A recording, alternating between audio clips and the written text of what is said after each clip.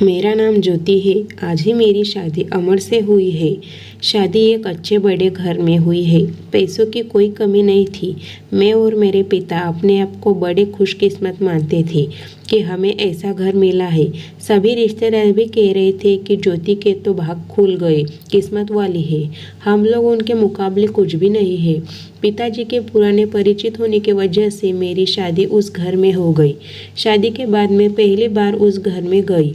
घर में जाते ही मुझे पता चला कि वो लोग कितने बड़े हैं। घर बहुत बड़ा था। पहली बार था जब उनका घर मैंने देखा था। सब कुछ बहुत अच्छा था।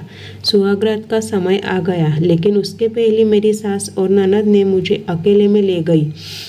मेरे समझ में नहीं आया। मुझे लगा कुछ बात करना होगी।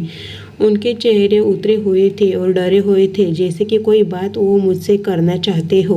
मैंने उन्हें पूछा, क्या हुआ, आप दोनों इतने डरे हुए क्यों हो? मेरी सास बोली, बेटा हम तुम्हें कुछ बताना चाहते हैं, लेकिन तुम यह सुनकर हिम्मत रखना। साथ ही मेरी ननद भी बोली कि अब हम जो तुम्हें बताने वाले हैं वो बात हम तीनों के बीच में ही रखना। यह बड़ा घर है, यह बात फैलते ज़्यादा समय नहीं लगता, और वो बात सबके सामने आ गई तो हमारे घर की इज्जत मिट्टी में मिल जाएगी। अब तुम इस घर की बहू हो और तुम्हें इस घर का मान रखना होगा। उनकी बातें सुनकर मैं सच में थोड़ा डर गई। मुझे समझ नहीं आ रहा था कि वो लोग क्या बोलना चाह रहे हैं। मैंने कहा, आप बताएं मुझे क्या बात है? मेरी सास बोली कि बहू, मेरा बेटा मर्द नहीं है। उनकी यह बात सुनकर मेरे होश उड़ गए। उन्होंने कहा कि मैं जानती हूँ कि तुम सोच रही होगी कि फिर हमने तुम्हें क्यों फंसाया, लेकिन हमारी भी मजबूरी है। हम यह बात ऐसे बता नहीं सकते थे, वरना सभी को पता चल जाएगी। मेरा बेटा रात में अक्सर बाथरूम में ही रहता है। पता नहीं वहाँ क्या करता है। जब भी उसे पूछे तो यही कहता है कि उसका पेट खराब है। कमरे में जाने से पहले अपने पति के लिए यह बातें सुनकर मुझे समझ नहीं आ रहा था कि मैं क्या करूँ। मेरी ननद कहती थी कि तुम उससे बात करना, थोड़ा समय उसके साथ बिताओ, फिर उससे खुलकर बात करो। अगर कुछ हो सकता है तो हम ज़रूर करेंगे। हम तुम्हारे साथ हैं, तुम्हें अकेला नहीं छोड़ेंगे। सुहागरात वाली रात यह सब सुनकर मैं अपने कमरे में जा रही थी। मुझे अब डर लगने लगा था।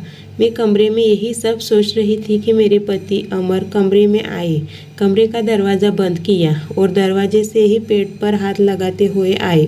बिस्तर पर मेरी तरफ पीठ करके बैठे और बोले कि उनका पेट खराब है, और कुछ ही सेकंड में वो उठकर बाथरूम में चले गए। बिल्कुल वैसा ही हुआ जैसा कि मेरी सास ने मुझसे कहा था। पेट खराब हो तो थोड़ी देर बाद वो बाथरूम से बाहर आ जाते, लेकिन वो करीब 1 घंटे तक बाथरूम में ही रहे। मैं बाहर चुपचाप अपने बिस्तर पर बैठी रही। उन्हें मैंने आवाज़ भी नहीं दी। बस यही सब सोचते सोचते मैं बिस्तर पर लेट गई। करीब 2 घंटे बाद वो बाथरूम से निकले। मेरा अब उनसे बात करने का मन ही नहीं था। मुझे लगा कि मेरे साथ धोखा किया गया। वो भी चुपचाप अपने बिस्तर के साइड पर जाकर सो गए। सुबह मैं अपने आप को खुशकिस्मत मान रही थी और रात होते होते अपनी किस्मत को कोसने लगी। सुबह मैं जल्दी उठी और बाथरूम में गई। बाथरूम में मैं जैसे ही गई मेरे होश उड़ गए, क्योंकि बाथरूम में एक नई नाइटी थी, साथ ही मेकअप का सामान। यह सब क्या था, मुझे समझ नहीं आ रहा था। एक ऐसे इंसान से मेरी शादी क्यों करवा दी? सुबह मेरी सास और ननद ने मुझसे पूछा, क्या हुआ बेटी रात में? मैंने कहा, वही जो आपने बताया था। यह कहकर मैं रोने लगी।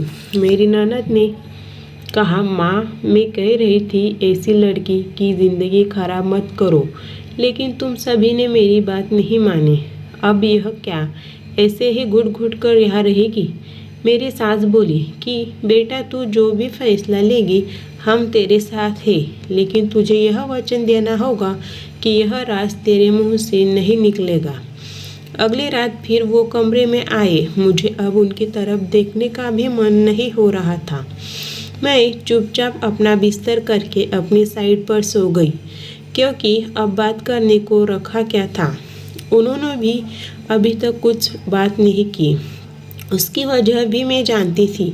थोड़ी देर वो बिस्तर पर बैठे रहे और फिर उठकर वो बाथरूम में चले गए। मैं समझ गई थी कि वो क्या करने गए हैं। थोड़ी देर बाद बाथरूम से चीज़ें गिरने की आवाज़ आने लगी। कुछ टूटने की थोड़ी देर बाद आवाज़ रुकी और इस बार वो जल्दी ही बाथरूम से बाहर आ गए। आकर बिस्तर पर सो गए। हमारे बीच कोई बात नहीं हो रही थी। मैं तो यह सोच रही थी कि मैं क्या करूं। यही सब सोचते सोचते नींद आ गई। सुबह जल्दी उठी और फिर मैं बाथरूम में गई, लेकिन इस बार बाथरूम में जब गई तो सब कुछ बिखरा हुआ था।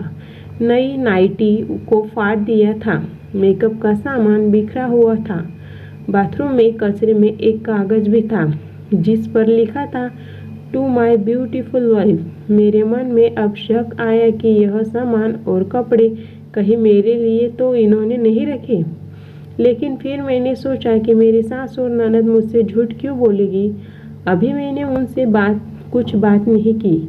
सुबह मेरी सास और ननद फिर मुझसे सहानुभूति जता रही थी।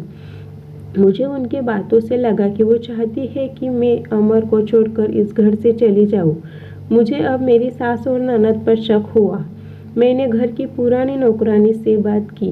मैंने बातों बातों में उससे पूछा कि अमर कैसे है। वो बोले कि वो बहुत सीधे हैं। उनकी माँ और बहन चाहती थी कि उनकी शादी उनके बहन के पति के रिश्तेदार से हो। बहन और माँ तो बहुत कोशिश की, लेकिन उनके पिता नहीं माने और उनके दोस्त के परिचित यानी आपसे शादी करवा दी। वो दोनों तो आपकी शादी के खिलाफ थे। कई दिनों तक घर में विवाद भी होता था, लेकिन तुम्हारे पति अमर ने कहा कि पापा जो बोले वही करते हैं। मुझे अब पता चल गया था कि मेरी सास और ननद मुझे क्यों भगाना चाहते थे। इसलिए उन्होंने मुझसे झूठ कहा था। उन्होंने शायद अमर को कुछ कहा होगा। रात अब मैं अमर से बात करने का इंतज़ार कर रही थी। वो कमरे में आए तो उनका मुंह तो उतरा हुआ था। यह पहली बार था जब मैं उनसे बात करने वाली थी। उनके आते ही मैंने कहा, आप मुझसे कुछ बात करना चाहते हैं? वो बोले, अब बात करने को रखा क्या है। पापा का विश्वास था कि वो घर अच्छा है, इसलिए मैंने माँ और बहन की ना सुनकर तुमसे शादी की और तुमने सच छिपाया। मैंने बोला, क्या सच? सच कि तुम मुझसे शादी नहीं करना चाहती थी। तुम्हारी ज़िंदगी में अभी भी कोई और है। यह बात तुमने ही तो माँ को बताई थी। घर की इज्जत और पापा के कारण मैं चुप हूँ, कुछ कदम नहीं उठा रहा। और मैंने भी देख लिया, सुहागरात रात जिंदगी में बहुत स्पेशल होती है। लेकिन मेरे बाथरूम में 2 घंटे रहने पर भी तुम्हें फ़र्क नहीं पड़ा।